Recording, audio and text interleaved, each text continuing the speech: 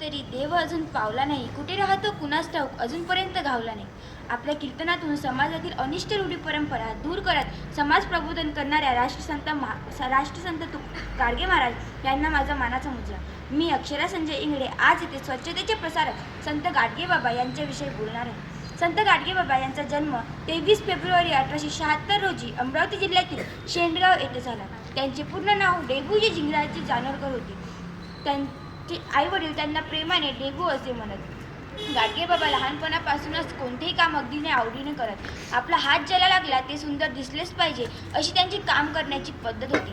समाजातील दुःख दारिद्र्य पाहून त्यांचा जीव तुटत होता. त्या काळी लोक व्यसनामुळे कर्जबाजारी होत होते, ऋण काढून सहन करत होते. रोगराई चढली तर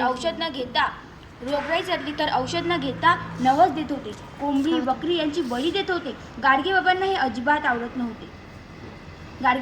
अजिबात आवडत नव्हते. समाजातील दुःख दारिद्र्य पाहून त्यांचा जीव तुटत होता.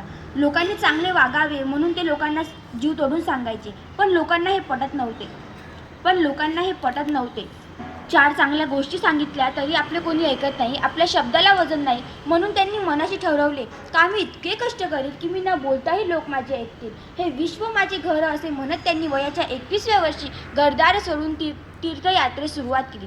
समाजातील अज्ञान, अंधश्रद्धा, अस्वच्छता, अनिष्ट परंपरा दूर करण्यासाठी त्यांनी संपूर्ण आयुष्य खर्ची घातले. लोकजागृतीसाठी त्यांनी कीर्तनाचा मार्ग निवडला. त्यांची राहणी अतिशय साधी होती. अंगात फाटलेला पण स्वच्छ असा सदरा असायचा. डोक्यावर खापराची टोपी असायची. एका हातात झाडू तर दुसऱ्या हातात गाडगे असायचे. त्यांच्या हातातील गाडगे पाहून लोक त्यांना गाडगे बाबा किंवा गाडगे बुवा म्हणू लागले.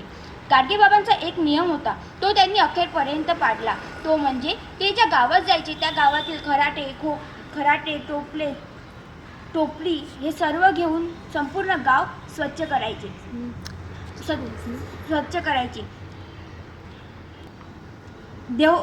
गाडगेबाबा म्हणत, या गर्दीत जर कोणी पाय लागायला आले तर ते म्हणायचे, मी कोणाचा गुरु नाही आणि कोणी माझा शिष्य नाही. आपल्या विचारातून साऱ्या भोळ्या लोकांना समजण्यासाठी ते आपल्या कीर्तनात नेहमी ग्रामीण भाषेचा वापर करायचे.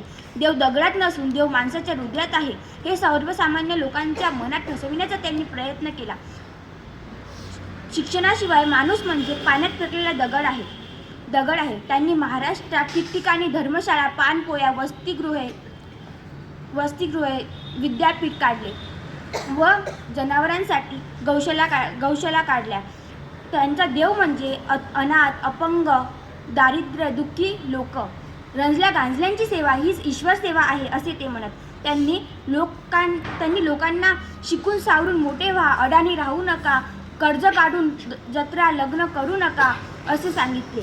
एकमेकांना शिव्याशाप देऊ नका, गोरगरिबांना मदत करा, प्राणीमात्रांवर दया करा, पोथी पुराणे, तंत्र मंत्र, बुवाबाजी, चमत्कार यावर विश्वास ठेवू नका असा संदेश दिला. अशा या गाडगे महाराजांच्या विचारांना नमन करून शेवटी एवढेच म्हणते, हातात घेऊन झाडू तुम्ही काढली समाजाची घाण. तुमच्या या कार्यामुळे सर्वत्र आजही होतो तुमचा सन्मान, सन्मान. गाडगे बाबा तुम्ही आहात आमच्या महाराष्ट्राची शान. धन्यवाद.